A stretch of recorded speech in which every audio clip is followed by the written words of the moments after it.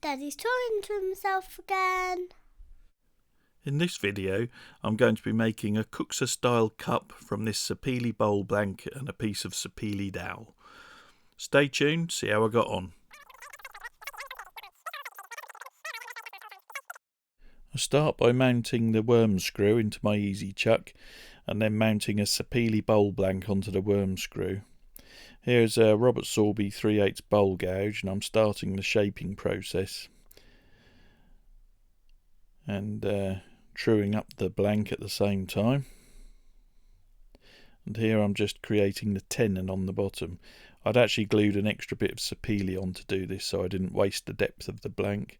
Skew just to create dovetail, and now reducing that tenon in size so it fits nicely in the chuck jaws. Back to my bowl gouge to shape the outside, doing a few pull cuts here, shear scraping,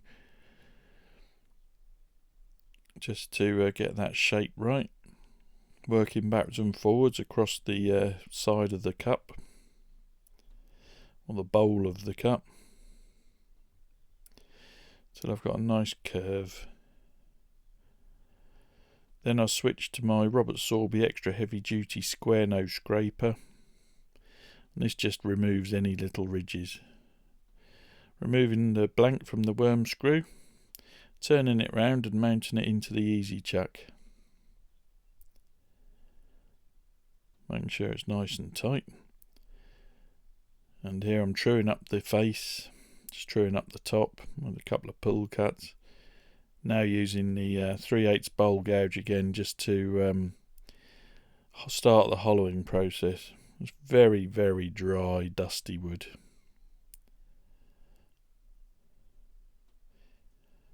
Just doing standard push cuts, getting deeper and deeper and deeper. Very hard and dusty. Had to sharpen the gouge several times. Then I've switched to the Easy Wood Tools number 1 hollower. This has got a small carbide head. Very efficient for doing these undercut edges on these enclosed bowls and cups. Mounted a Sapele dowel into the jaws now. Just using my skew just to true up the dowel. And I'm creating a dovetail tenon on the end. Turning it round, mounting that tenon into the jaws. I've brought the tailstock up to stabilise it, and I'm creating a taper using my Robert Sorby skew chisel.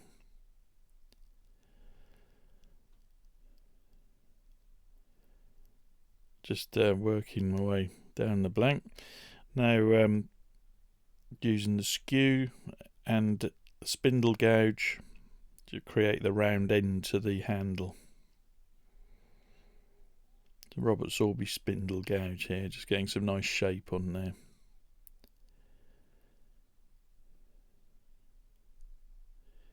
Now using the skew as a negative rake scraper just to true up that taper on it. And that's that bit done for now. These are just rough turned at the minute because I'm doing an extra stage here.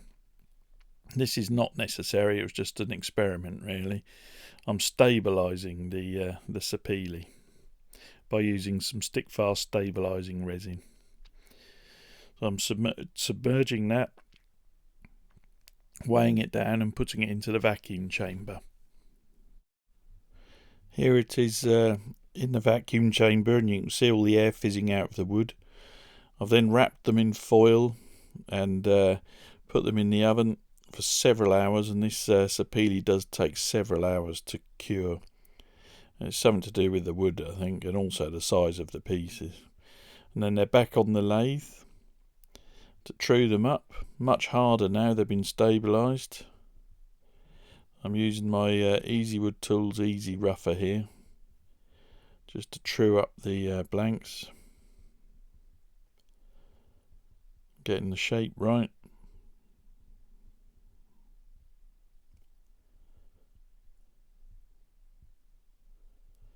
And then we do a bit of sanding up to 320 using my Hvac Pro sander.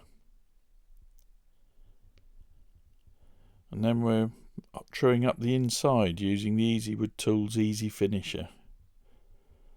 This has got a larger round tungsten carbide head, and I'm thinning the wall and creating a nice thin rim to the cup.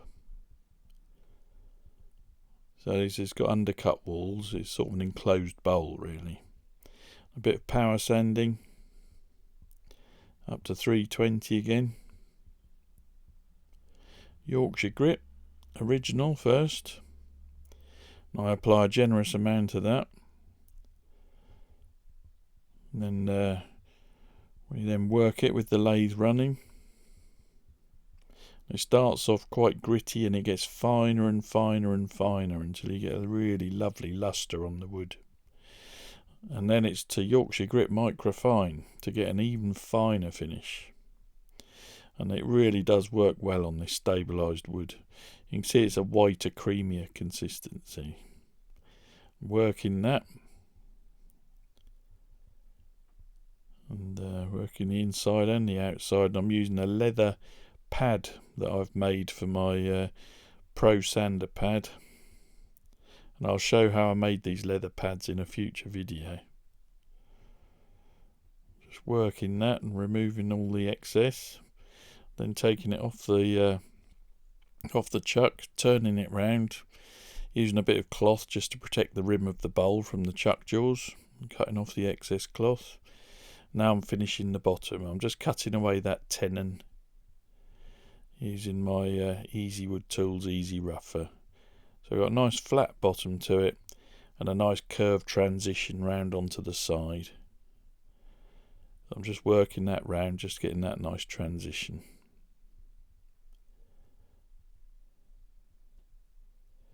And then once I'm happy with the shape, it's a bit of sanding, then Yorkshire Grit Original, Yorkshire Grit Microfine, so that I got the same finish on the bottom as I have on the sides. I was very happy with that. Quick changeover of the chuck jaws on the Easy Chuck, and this is a very quick operation. Very simple. I'm remounting the Sapele dowel where I've made my handle. And truing that up again and getting to the final thickness of it, final diameter and taper. Using the Easy Wood Tools Easy Rougher just to get the shape just right.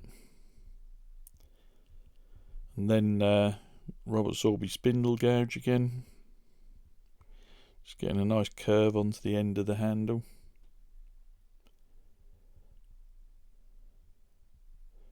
Creating a bit of clearance. And then I'm using the Easy Wood Tools Micro Detailer because it's got a really fine point on it. Bit of sanding and then Yorkshire Grit Original and Microfine to get the same finish on the handle before parting off. I had to hand finish the end of the handle once I'd parted it off. Drilling a hole in the side of the cup, 8mm hole, which I then tapered, and I finish off doing the taper by wrapping sandpaper around the taper on the handle itself and use that as the tool to create the same taper in the cup as on the handle. Then a bit of G-Flex slow set epoxy. This is made by West Systems. It's one of my favourite epoxy resins really for gluing, and just gluing that handle in. Hello folks, out in my garden. A very, very hot day. And here's the cup I made out of Sapele and stabilised Sapele. You don't have to stabilise the wood, but I just thought I would. In fact, Sapele I've found doesn't stabilise very well. There's something in the wood, whether it's oil or something, that affects the cure of the resin. I say it's a Kuksa style cup. You can hold it like that and the shape of the bowl, but it's an insult really to the craftsmen who hand carve Kuksas out of birch and things, because there's a lot more work goes into making a proper Kuksa than one of these. This is just a simplistic way of making one. I hope you enjoyed the video. I'll be back soon with some more videos. Thanks for watching. Thanks everyone for watching. Please like, share and subscribe. It costs nothing to subscribe and it does help me out. I hope you enjoyed the video, and there'll be more videos coming soon. I will be attending UKIWS this coming weekend at Coventry. It's the UK and Ireland Woodturning Symposium. I'll be there on the Friday night and through Saturday. So hopefully I'll bump into a few of you there. Be great to see you.